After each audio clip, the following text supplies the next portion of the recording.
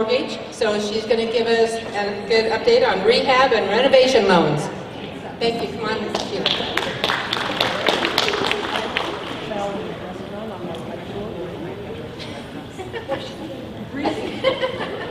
She said I needed to lower the mic down a little.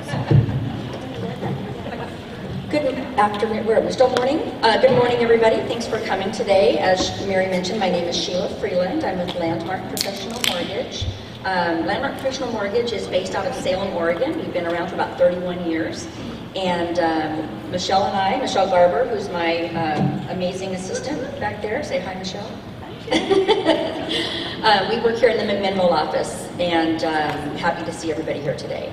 So what I'm going to talk about today is rehab and renovation loans. And like Cindy mentioned, and as you're all well aware, we're in a low inventory market.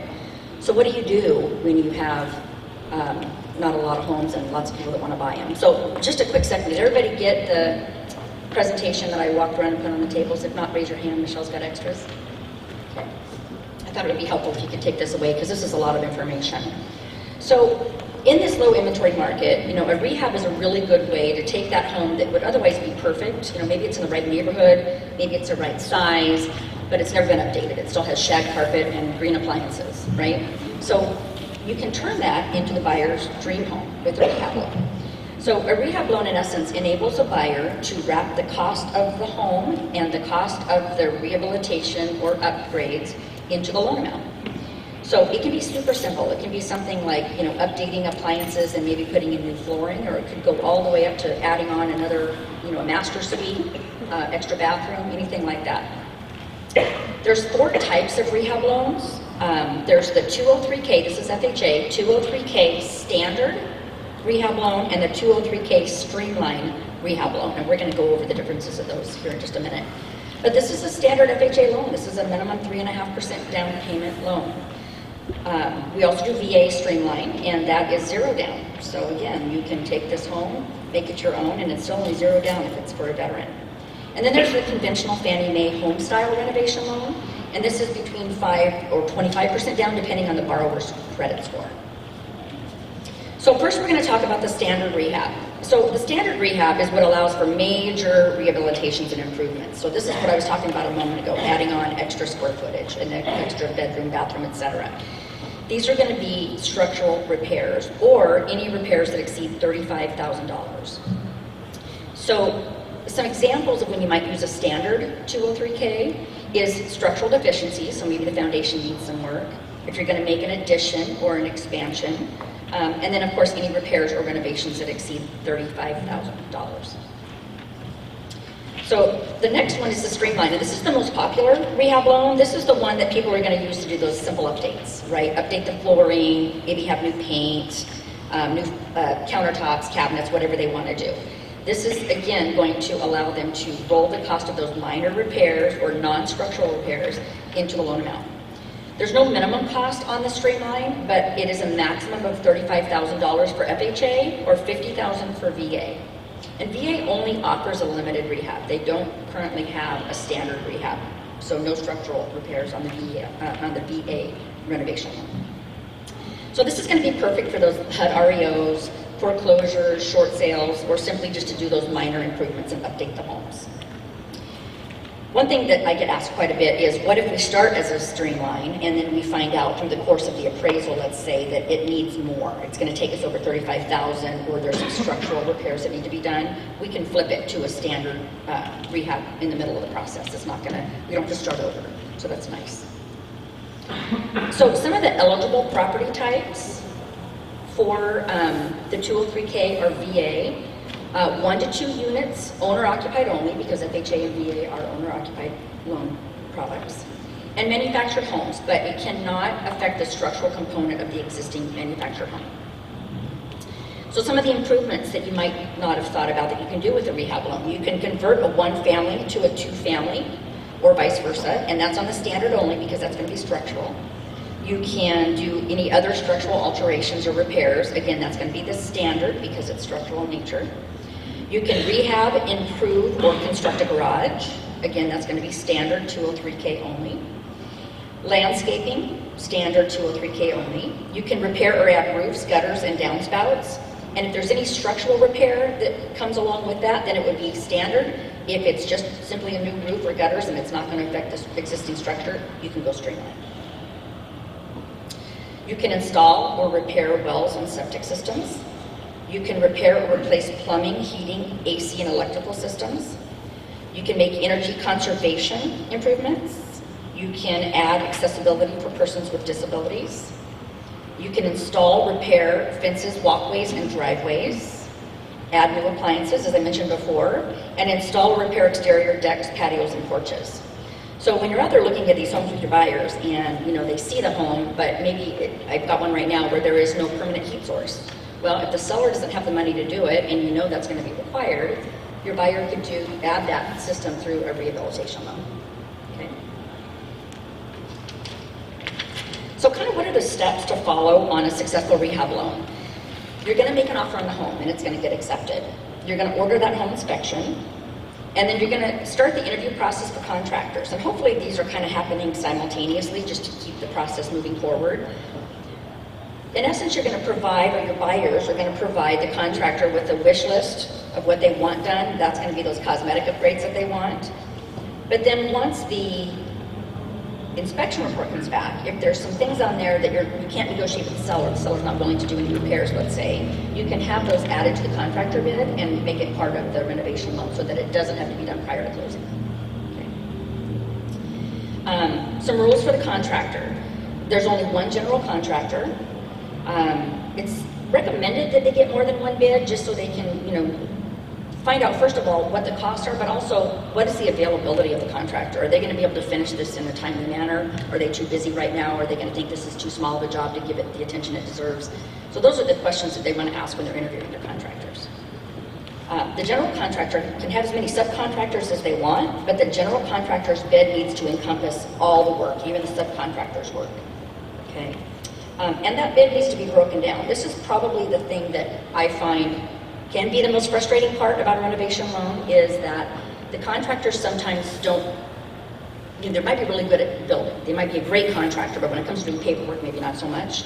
So when that bid comes in, it needs to be broken down. It needs to say, whatever the flooring is and what the cost of the flooring is, what the labor is for installing the flooring. It needs to be broken down. Sometimes I get them where it's written on a piece of paper, it says flooring 5,000, cabinets this. That's not acceptable. And sometimes that's what takes the most amount of time, going back and forth with the contractor to get them to give us the bid in the format that's required. Is that just for the streamline or for the standard? That's for any rehab loan. The contractor's bid needs to be broken down. Yeah. And no self-help. So I think Ken mentioned this earlier, no self-help. They can't say, well, I know how to do this work myself, can't I just do it? No, they cannot. It has to be done by the contractor. And the contractor has to provide certain documentation. It's not a lot. I mean, it's a copy of their license and their insurance, which they should already have handy. And then there's a few forms that they have to fill out as part of the approval process, but the approval process for the contractor is really pretty quick. If they get those forms back to us in a timely manner, I can usually have the approval back in a day or two. And sometimes they're already pre-approved. So how does the rehab loan appraisal work? So the appraisal is going to be ordered on an FHA 203K, Fannie Mae, or VA, or home style renovation loan, which we're going to talk about here in a minute, with the purchase contract and a copy of the contractor's bid supplied to the appraiser. So the appraiser is going to make that report subject to the completion of the bid. So what is that house going to be worth when all the work is done? Now, sometimes that appraisal is going to come back and there's going to be additional things that we didn't know about up front that the appraiser is going to require. There are going to be lender-required repairs, and maybe those weren't already on the contractor's bid. Those can then be added to the contractor's bid, and then any adjustments to the loan amount can be made at that time. So what does closing look like? So the loan closes just like a normal loan. The seller's paid, the realtors are paid, and then an interest-bearing escrow account is set up for the remaining construction rehab funds, and then that's what it's drawn from as work is completed. So on a streamlined FHA or a VA loan, up to 50% of the estimated materials and labor costs can be dispersed right there at closing before construction even begins. Contractors like that. The renovation has to begin within 30 days of closing, and the max renovation period for FHA is 3 months and for VA is 4 months. And borrowers are going to make their normal, regular mortgage payments throughout the course of the construction on a streamlined FHA or a VA rehab. Now, the standard FHA 203K is a little bit different. At closing, the permits, engineering, and the architectural fees can be dispersed, but the general contractor is only going to draw funds based on a schedule of work completed. Construction has to start within 30 days, and it has to be completed within 6 months. On the standard FHA 203K, this is kind of cool. If the home is habitable, the buyers can live in it during construction, and they're going to begin making their mortgage payments right away. But if the rehab is so extensive and the home is not habitable during construction, they can actually finance up to 6 months of their mortgage payment into the loan. So now we're just going to talk briefly about the conventional Fannie Mae home style renovation loan. This is a little bit different, a lot more options because it is a conventional product, but it can be a primary residence, 1 unit with 5% down or 20% down depending on the borrower's credit score, a 2 unit, 25% down. They can even do this on a second home, 1 unit, 20% down, or even an investment property, 1 unit, 25% down. So that's kind of nice. The borrowers are going to make the full principal, interest, taxes, and insurance payment based on the full mortgage amount during and after the renovation.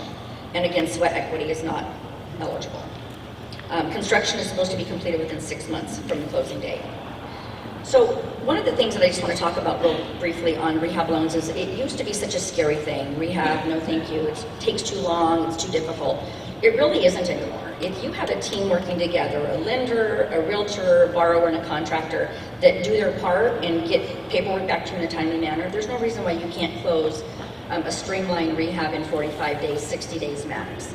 Again, if you know up front, say they go look at that house and they know right away they're going to want to do a rehab. They don't have to wait until the offer is accepted, even if they don't want to, and they don't have to wait until the home inspection comes back. They can go ahead and start talking to some contractors right then and get that process started. And again, some of the questions they want to ask that contractor are, again, do you have time for this job? Are you going to give it, the time that it deserves? And are you going to get the paperwork back to my lender as quickly as need be? And again, it's very easy paperwork. It's a W-9, it's their license and their insurance, so it's not that difficult. Your lender is going to take care of most of that. Really, all you need to do is kind of guide your borrowers, as the lender will, in what to ask for and what to expect. The lender is going to also be able to work directly with the contractor to ask for the required documentation. So don't be afraid of rehab. It's a really, really good tool to have in your belt right now with this low inventory market. Same as with the one-time closed construction loans, we do those as well. And those are 2 really, really good tools to have. Any questions? An owner or seller rehab their house, getting it ready to sell? Yeah, you can do. The question was, can an owner do a rehab loan, getting it ready to sell? And yes, you can do a rehab refinance. Any other questions? Okay, thank you. Thank you very much. And remember, we'll have a Q&A afterwards. We've got some minutes set aside for that too. If anybody has